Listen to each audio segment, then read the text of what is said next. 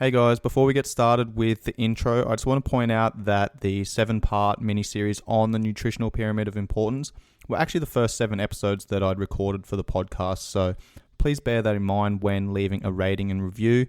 My microphone technique was probably not quite up to scratch and I was still figuring out the process, so please bear that in mind. Cheers guys. Yo, what is up guys? Welcome to the Live, Train, Perform podcast. I'm your host, Sean Kober of Performance Functional Training. I'm currently the head strength and conditioning coach at the world-renowned Tiger Muay Thai and MMA training camp based in Phuket, Thailand. I'm a strength and conditioning coach, nutritional therapist, NLP master practitioner, a former Australian Army soldier and combat veteran. This podcast is dedicated to bringing you the tools, knowledge, experience and expertise to allow you to live your life to your fullest, train to your potential and perform at your best. I'm going to do that by providing 3 different styles of podcast. Style 1 is going to be 3 to 5 part mini-series, 15 to 25 minute episodes each, covering numerous topics including nutrition, lifestyle, sleep, stress management, and training philosophies. Style 2 is going to be me interviewing people at the top of their game, who they are, how they started out, where they got to where they're at, and what makes them tick. Style 3 is all about you guys. I'm going to be answering your questions. You can find that on my Q&A memes, which I'll be posting on my social media platforms. My social media platforms are at Instagram at KOBES_PFT, at COBES_PFT. Facebook is Performance Functional Training, and YouTube is at Performance Functional Training. Make sure you like, subscribe, and follow those platforms. I will be referencing my YouTube channel throughout the episodes. So if you want your questions answered, go onto the memes, the Q&A memes that I'll be posting on my social media platforms. Pop in your questions and I will answer them for you on the podcast. So let's get it.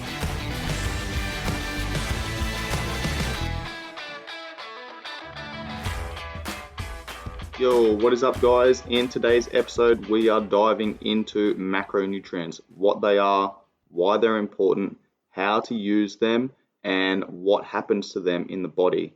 Macro means big. Nutrients are the basic compounds that our body requires to support optimal health and function. What are our macronutrients? We're looking at carbohydrates, fats, and proteins.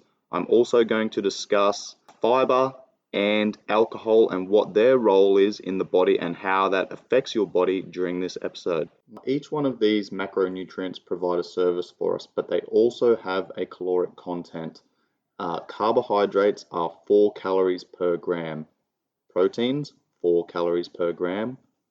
Fats are 9 calories per gram. Now, this is important to note because this is one of the reasons why fats were demonized in the 80s and 90s. It was simply because people were over consuming, and it wasn't the case that fat was making people fat and obese and decreasing health markers, etc. It was more the fact that people were over consuming simply because fats were or had double the caloric content than proteins and carbohydrates. That does not make fat bad. It just means that when you're going through a diet, it's important to make sure that you track your numbers. But at the end of the day, it all comes back down to rule number 1 on the Nutritional Pyramid of Importance, and that is energy balance. Too much of anything good can be bad. If you drink too much water, you die. If you have too many vitamins and minerals in your body, then you can have high toxicity loads. All foods that we eat are made up of these macronutrients. Let's take an egg, for example. It is roughly 8 grams of protein, 7 grams of fat, and 1 gram of carbohydrates. So it's considered a protein simply because that is the most abundant macronutrient in an egg. So let's work those numbers out. We're looking at 8 grams there, so 8 times 4, 32. Then fat is 7 times 9, 63. And then 1 gram of carbohydrates, so 4 grams. So we're roughly looking at around about 100 calories for a full egg, including the yolk. Now, if you remove the yolk, which is the fat, then you can reduce that egg down to roughly 40 to 50 calories. All right, but point to note that if you're doing that and you're concerning yourself with the caloric content, you might also be missing out on a lot of the micronutrients. because the micronutrients are based in the egg yolk, in the fats. So it's important to know that, because if you're just simply counting calories, you might be missing the big picture. For educational purposes, let's discuss what these numbers mean for a moment. So let's say the majority of foods are not a combination of macronutrients, and a carbohydrate is a carbohydrate, a fat's a fat, and a protein is a protein. Let's take a primary carb source. So let's take rice and say where we've got 100 grams of rice. Now, 4 calories per gram, 100 grams of rice, we're looking at 400 calories there. Let's take a protein source, say a steak, and it's just protein, 100 grams of protein, 4 calories per gram, there's 400 calories. All right, now let's take a fat source, being avocado, and 9 calories per gram, 100 grams, now we have 900 calories. All right, so once I give that example, that should paint a very good picture as to why fats were demonized in the 80s and 90s. It's not the case that fats are inherently bad. In fact, they serve a purpose for us. However, it's the caloric content that can really start bumping those numbers up. An example of this is a post that I put up fairly regularly on my Instagram page, which is at KOBES_PFT. But that is a salad that I used to make at home, and it would be a very, very, very fat heavy salad. So I was looking at salmon, cottage cheese, nuts and seeds, and olive oils and eggs and yogurt and all this type of stuff. Now, very, very, very healthy salad, multiple colors, multiple food sources, multiple vitamins and minerals. But if I ate that, if I gave that to my girlfriend at the time 3 times a day, that salad was pushing 1,000 calories. So she would have been eating 3,000 calories if she ate that 3 times a day. She would have been putting on weight, going, what the fuck is going on? I'm eating this healthy salad, but I'm putting on weight. What gives? All right, so that comes down to rule number 1 of the Nutritional Pyramid of Importance, which is energy balance. The great enemy of truth is very often not the lie, deliberate, contrived, and dishonest, but the myth, persistent, persuasive, and unrealistic.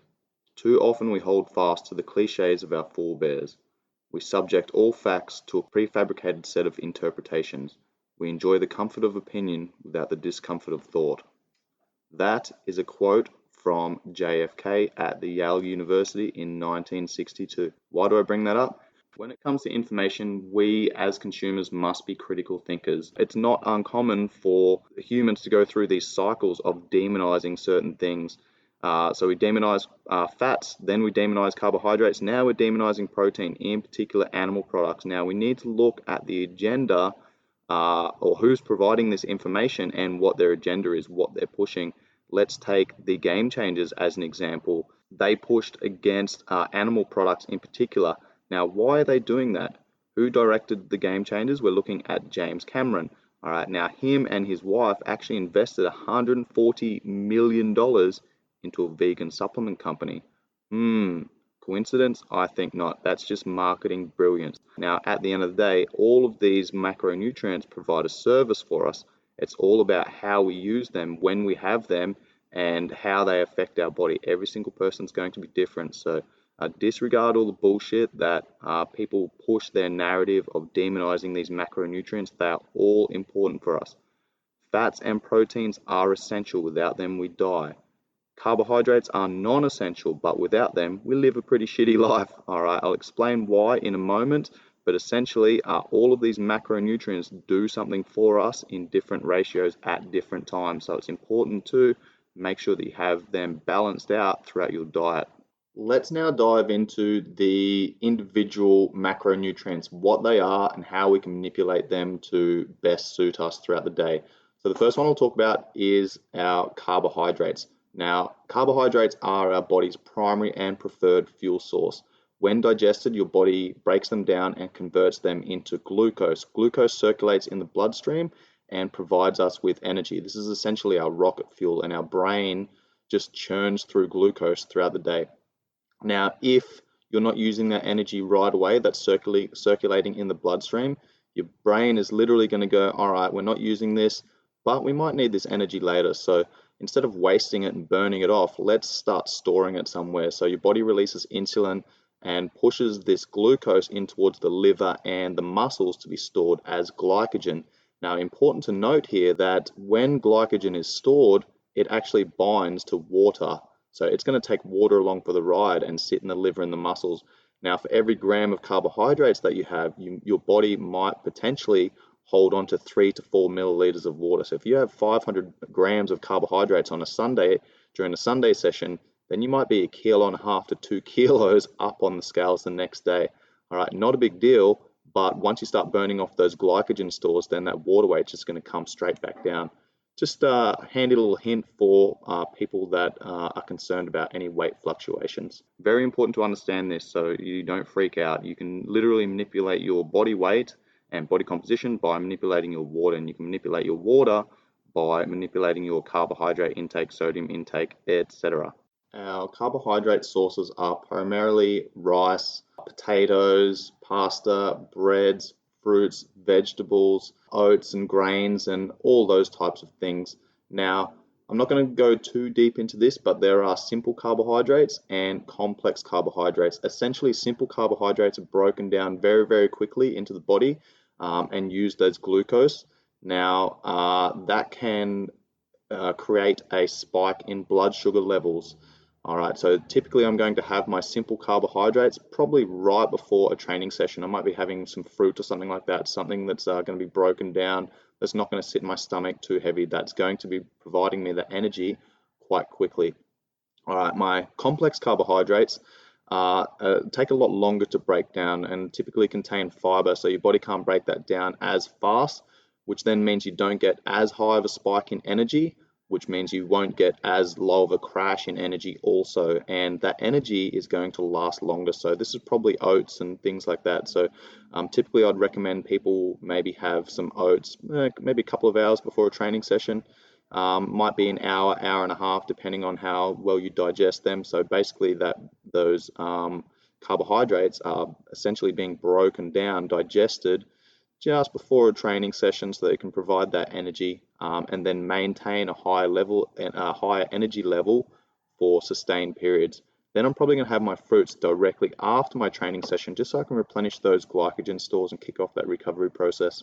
Once you understand a little bit about carbohydrates and the differences between simple and complex carbohydrates, then you can start implementing them into your day.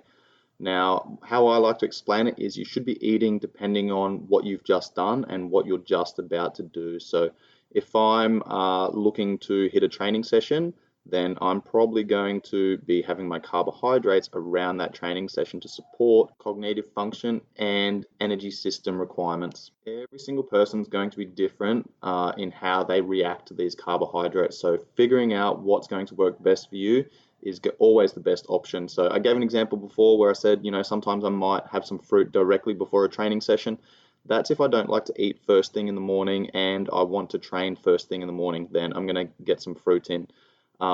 If I plan on doing a couple of hours work first before I hit some training, then I might hit my complex carbohydrates a couple of hours before a training session, so it slows down the digestion and absorption of that energy and it doesn't spike my blood sugar levels. Now, it's important to note that the breakdown of these carbohydrates into glucose is going to affect your blood sugar levels. So a massive spike in blood sugar levels brought on by simple carbohydrates is also going to create a physiological response where your body literally just shuttles a heap of insulin to push that glucose out of the bloodstream, and then your blood sugar levels crash, and this is where you're feeling tired and lethargic and a little bit foggy.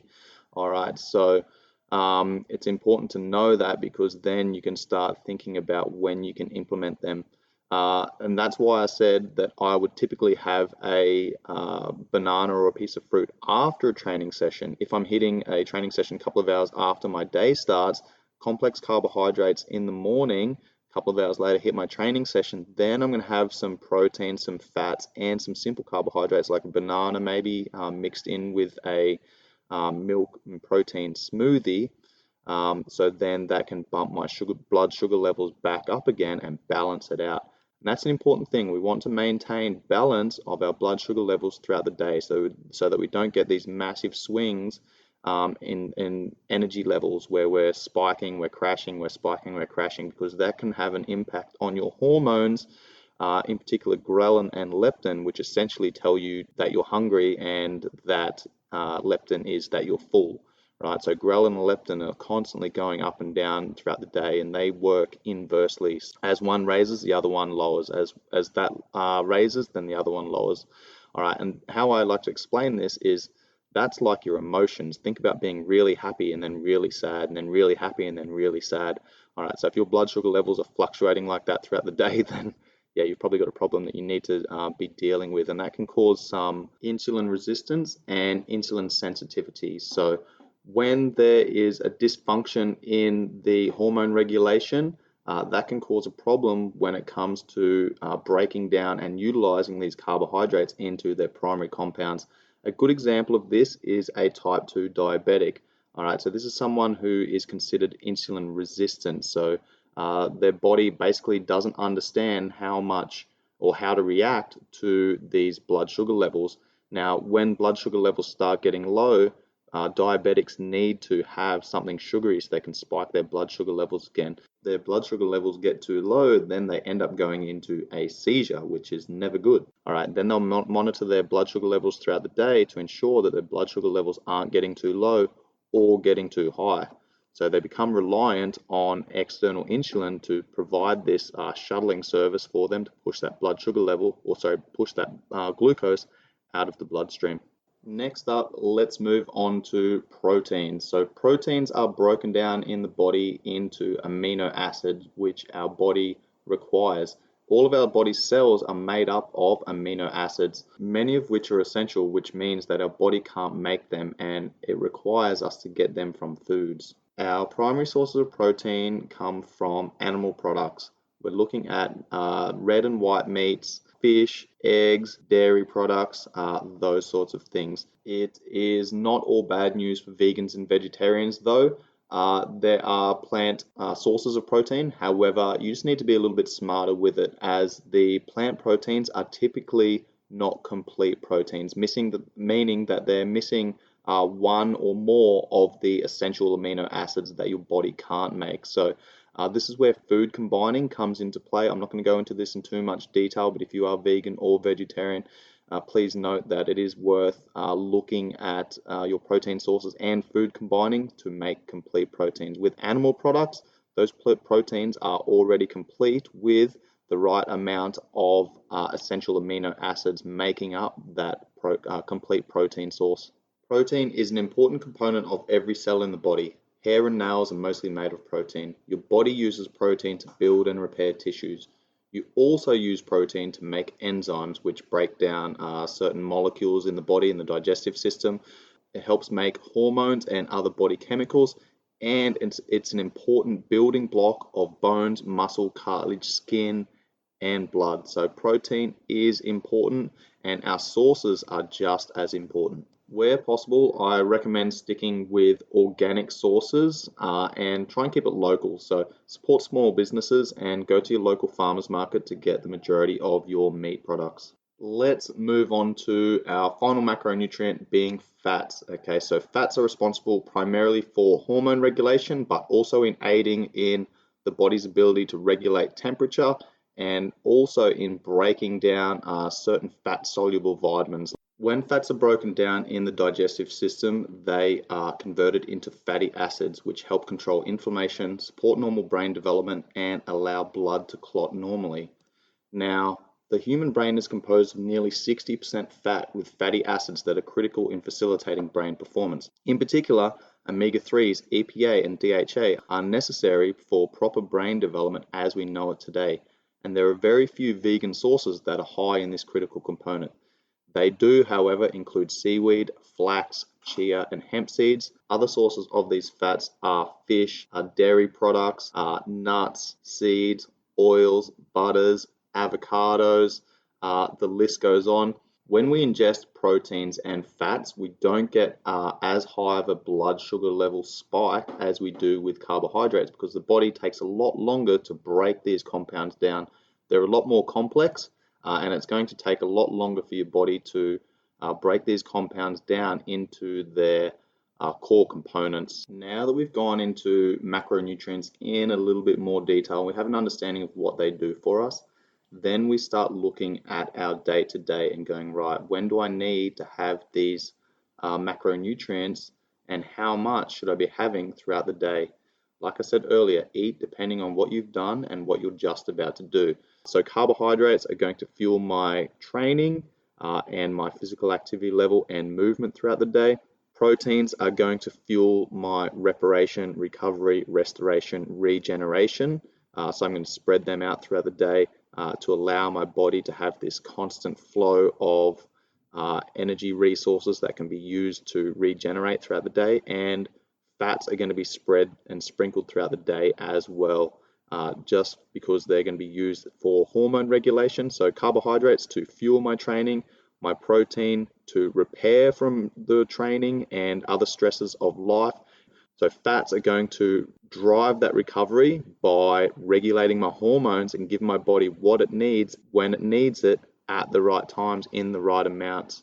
Next up, let's discuss fiber. So what is fiber? It's roughage. It plays an essential part in your diet and can be only found in plants. Now, there's two different types of fiber, being soluble fiber and insoluble fiber. So soluble fiber is basically what your body can break down. Insoluble fiber, it cannot be broken down. So there's going to be certain foods that are high in fiber, insoluble fiber in particular, that is going to pass through your digestive system without being broken down. So if you take a orange, for example, it's going to have some fiber. So for educational purposes, let's say there's 100 calories in a orange.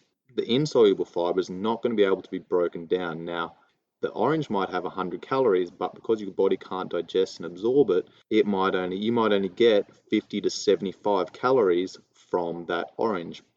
Why is this important to note? Because an orange is good for you, but the health industry, or the food industry in particular, has caused some issues in the past where they basically sold orange juice on the amount of nutrients in the orange juice. Why is that a problem? Because their marketing was essentially, drink this orange juice, it's the same as eating 4 oranges worth of vitamin C and nutrients. That's a problem because the fiber's been removed, which means that your body doesn't have to break it down. When was the last time you sat down and ate 4 oranges? All right, that is literally just a fucking shot of sugar straight into the bloodstream. The last component we'll talk about in this episode is alcohol. Now, alcohol is basically a poison. There's 7 calories per gram of alcohol. All right, so it's fairly energy dense.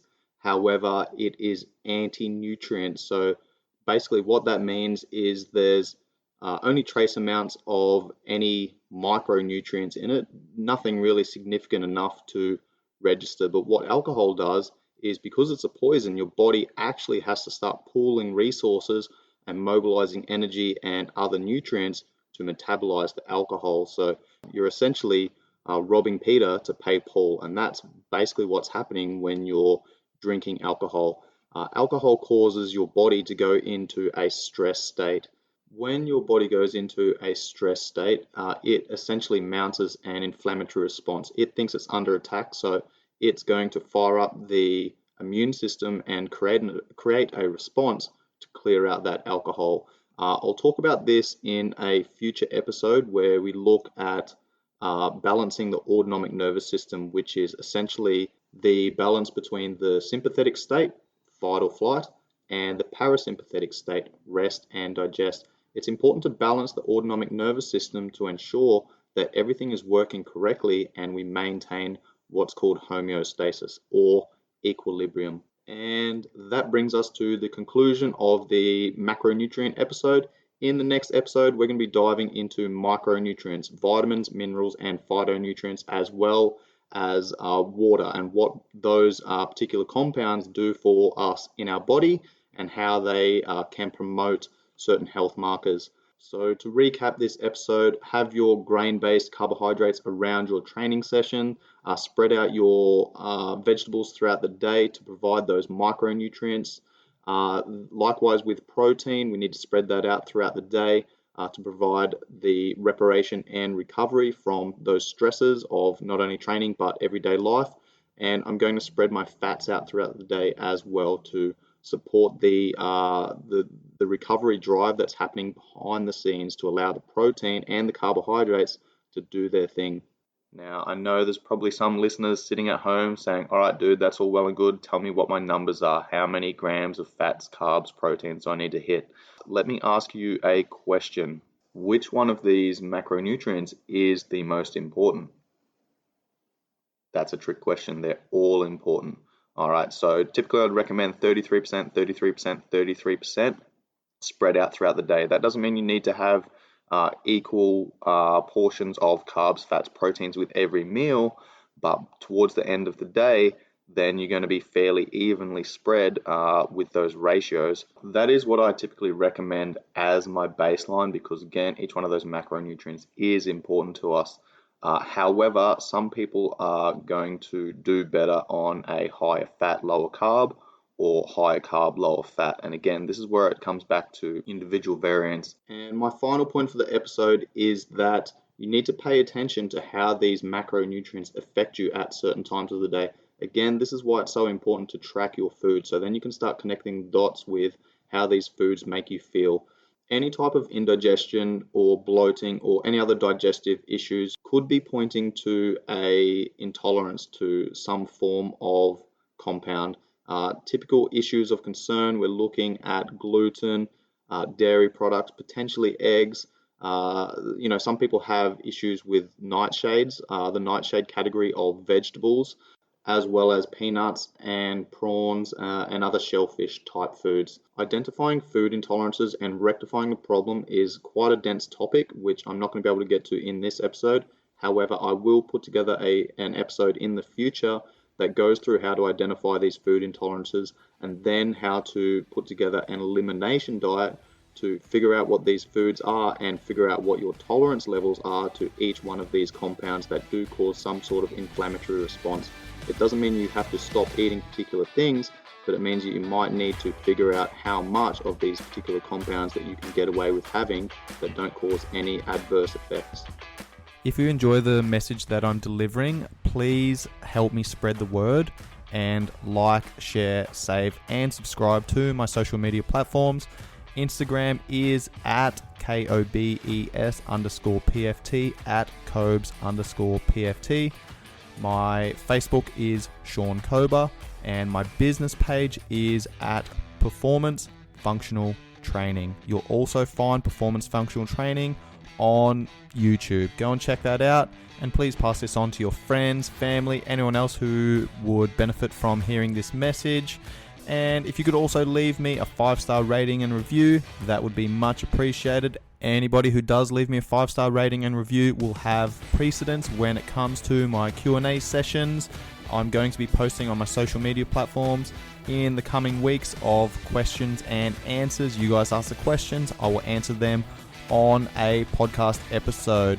That's it from me today, guys. Hopefully you enjoyed this episode, and I look forward to bringing you some awesome content moving forward. Peace.